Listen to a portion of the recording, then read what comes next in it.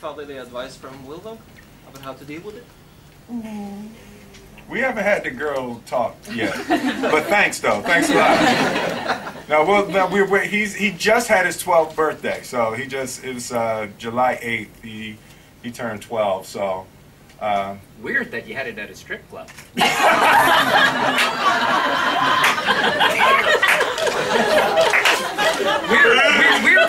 weird parenting choice, I thought. Trying to bring the boy into the light. Wow. No comment on that. I'm sorry. We weren't supposed to release that puppy. Alright. I was wondering, do any of you know any Norwegian, and your relationship to Harald? How is it to be friends, and how is it developed? You know, I know one Norwegian actually, and it's Harold right here, and he is, since he's the only one, he's the best. Oh yes, I know quite a few actually. I'm tripping. I need some sleep. But you know, Harold, he is a great guy.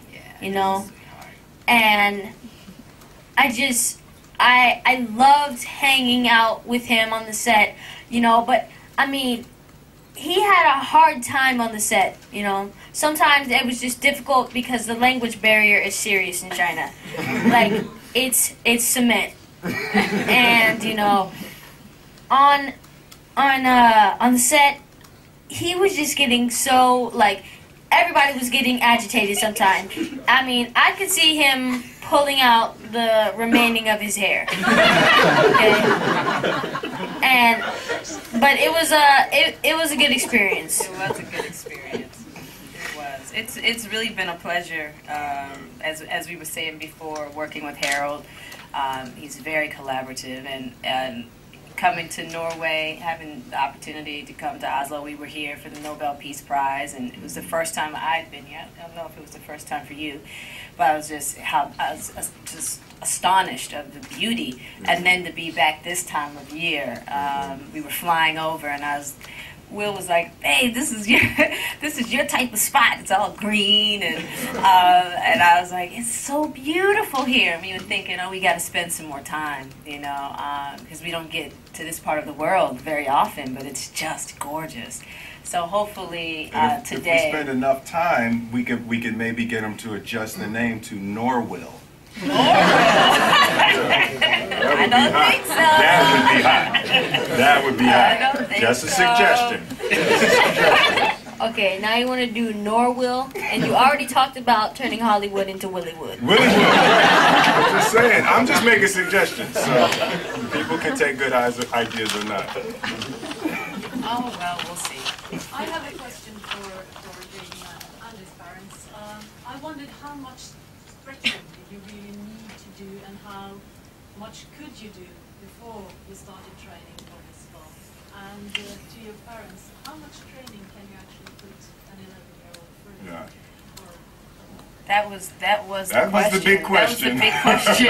And the stretching, Jackie wanted to make sure that Jaden had certain techniques down, and I think it was Jackie told us he had to know the splits in every direction. Right. Yeah, frontward, side, each side, Backwards. Yeah, and so that was probably the most painful, difficult part to watch. There were times Jaden was in tears, and as his mother, I would look and I'd go, "Should I stop this? Is this enough?" And then Jaden would look up at me, and he would get up from the split, and he would look to his teacher, and he'd say, "I want to do it again." And that just amazed me. Yeah. You know, as I'm getting teary right now thinking about it, because he had his own self-determinism. You know, he really wanted to do it, and so as a mom, you just got to back off. You know, and so he put forth really all the effort. And yes, those stretches are him. He did pretty much 95% of his own stunts. And you know, Jackie really stayed on top of you know, his technique.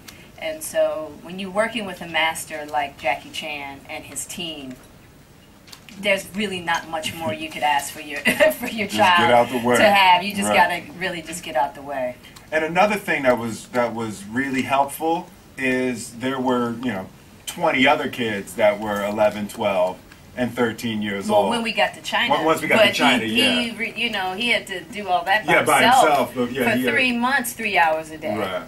Yeah. But by the time we got to China, and then there were other kids, but there were kids who had been doing it from 2 and 3 years Right. old. So it was a little different, but you could sort of measure how far the kids could push in a group a lot easier than it was when Jaden was by himself. But he's also, and the way that we raise our children is, this is your life, though he's in charge of his body, he's in charge of his space, and he says when it's enough. Right. And when he says that it's enough, then as his parents, we apply our power to his will and to his desire, rather than trying to use our power to force him to do something. We will always encourage him to do what we think is the best thing for his life and for his goals.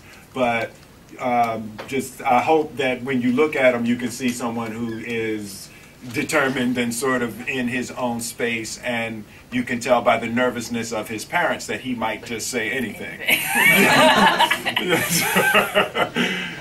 So it wasn't as big an issue as it could have been if we had to force him. Yeah, he was the one that decided that he wanted to train on his lunch breaks once he started working. And I'd pull him to the side and I'd be like, babe, are you okay? You sure you want to do this? And he's like, listen, I'm trying to get these fight scenes down.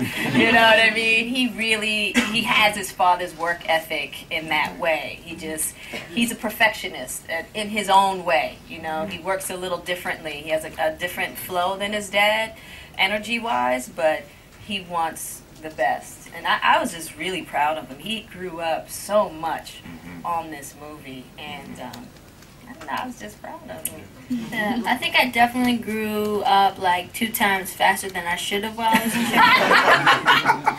So I was supposed to be 4 months older, but I was actually 8 months older. I give you And that. I had to, I was training on my lunch breaks because when I wasn't doing anything, which was very rare, I had 3 minutes of my day when I wasn't doing anything, I would talk to Jackie, and he would tell me stories about him hurting himself and stuff, and how he broke every bone in his body 10 times. And I don't want that to happen, so I think I'm gonna get my training down so I don't break my nose, okay? Because that does not look pretty on camera. Final question on Jaden, how about the acting part of it? How did you get into the character? What was the whole process like? I just, my dad always says, stay in the scene. You have to be the person in the scene. You have to be them. You can't act and try to be them. You have to be them. If they're eating pizza, don't pretend to eat pizza. That is just eat pizza. No? That's the key. Yeah. It's easier. It's not as easy as what I just said. So,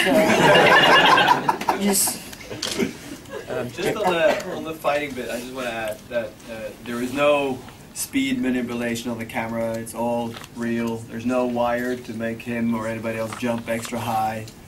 Actually, I think there's only 2 or 3 shots where we didn't use Jaden, because one was a really dangerous one, where we had somebody older, and the other ones were because I was gone. He was gone, and I just needed a wide shot, so I put his double in the shot. But all the fighting is all him, and it's just as fast as it's as realistic. There's no manipulation on our behalf, so that's just fantastic. Thank you, Harold. And I want that.